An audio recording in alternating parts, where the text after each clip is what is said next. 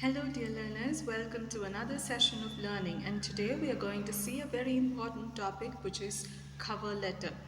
So cover letter, as we all know, is very essential, and it is also called as a job application letter. And what is its purpose? We write it in order to introduce, in order to highlight, and to emphasize and convince. So who do we introduce? The applicant is introduced to the hiring organization, and that is a purpose for writing a job application letter. And what does it highlight? It highlights the applicant's traits and achievements, all the high points that and all the positive points about the applicant are specified in the job application letter. And it also emphasizes, what does it emphasize? Why the applicant is right for the job. Reasons are given as to how and why the job applicant is right or is a right fit for the job. And it also has the purpose of convincing. So it convinces the interviewer to call the applicant for an interview. So it provides an opportunity for an interview. So these are the various purposes or the specific purposes for writing a job application letter. So first, it introduces the applicant, it highlights the applicant's achievements, it emphasizes why the applicant is right for the job, and finally it convinces the interviewer to call the applicant for an interview. So moving on, let's see the format of a cover letter. So the format that I would be teaching you is called as the block format, where everything is aligned to the left margin.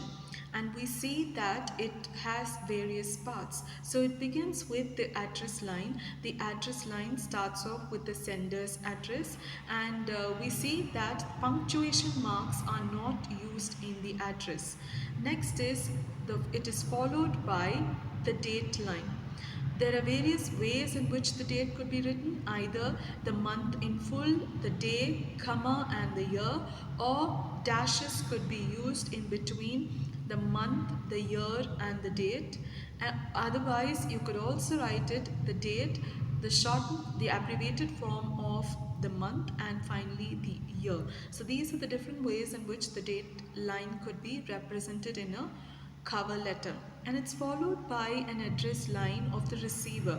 So here, whoever you are addressing the letter to, their address needs to be stated. So in this example letter, we see the address is given, or it is addressed to the HR manager, and then the organization's address is specified. After the address line of the receiver, it is followed by greetings, and this greetings is which you address to the receiver.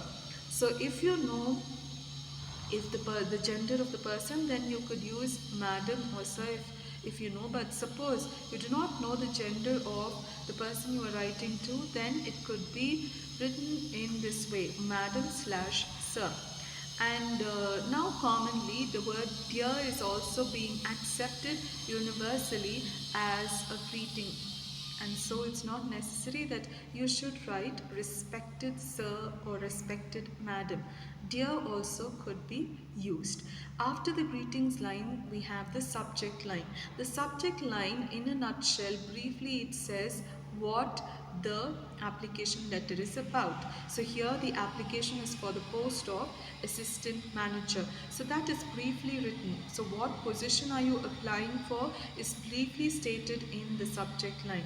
Following the subject line, you have the main body of the cover letter, and the body of the cover letter usually has 3 paragraphs, and these 3 paragraphs have specific information.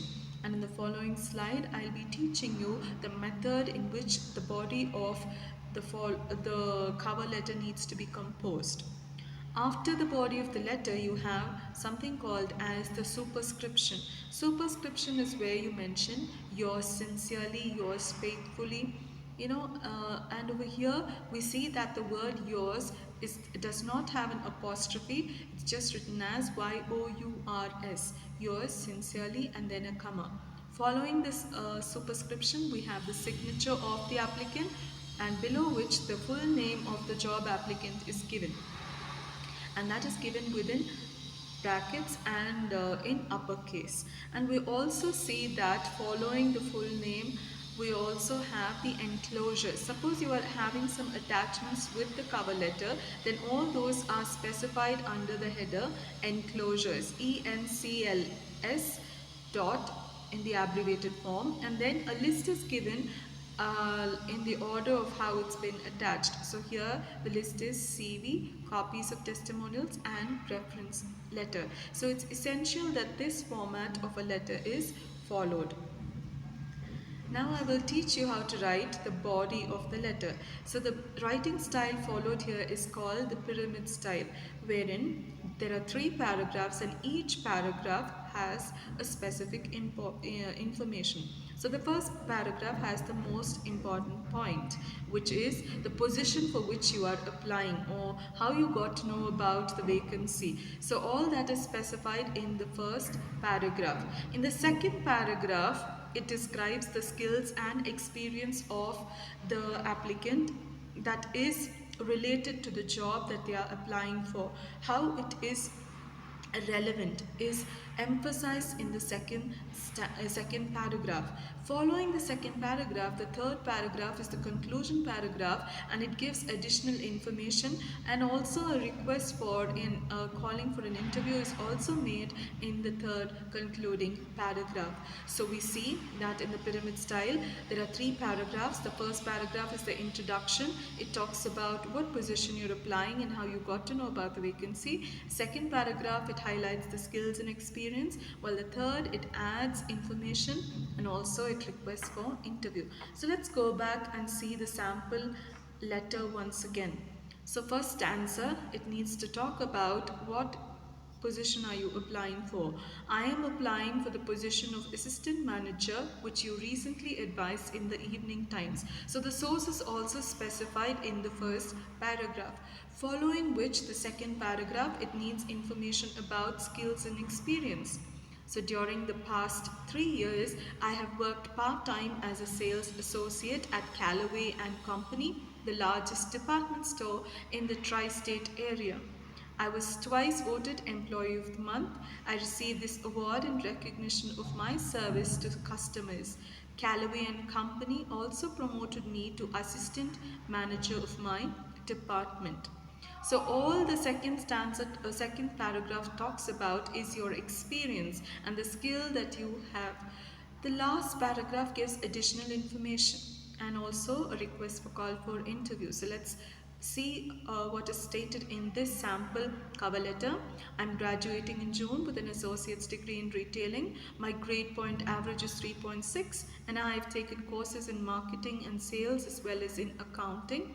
My other details are attached in my CV.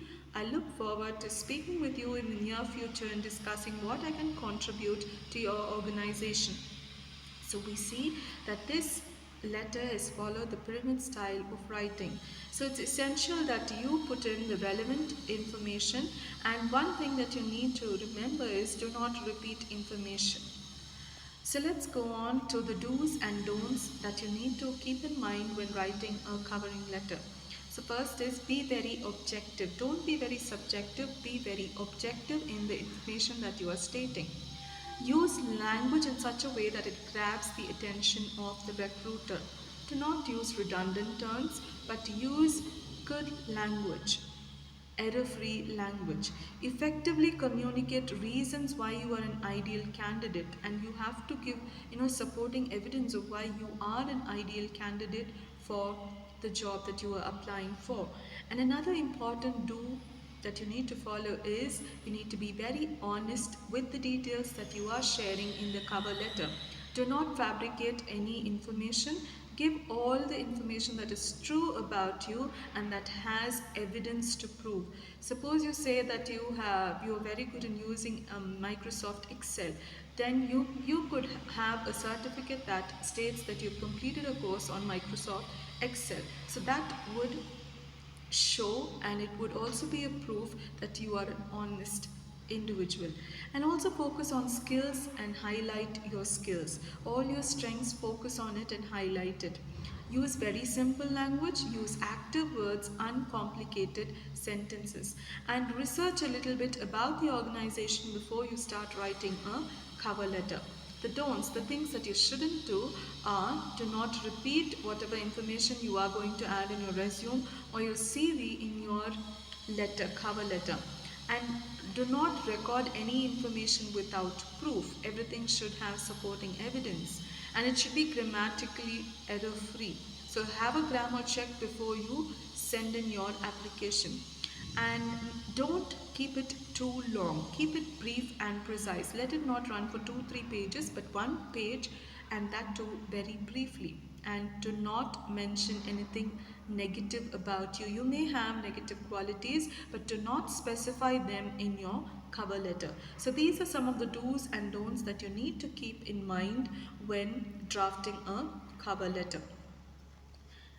So another sample of a cover letter is given over here, and we see that cover letters are essential and they are effective tools in fetching you a job.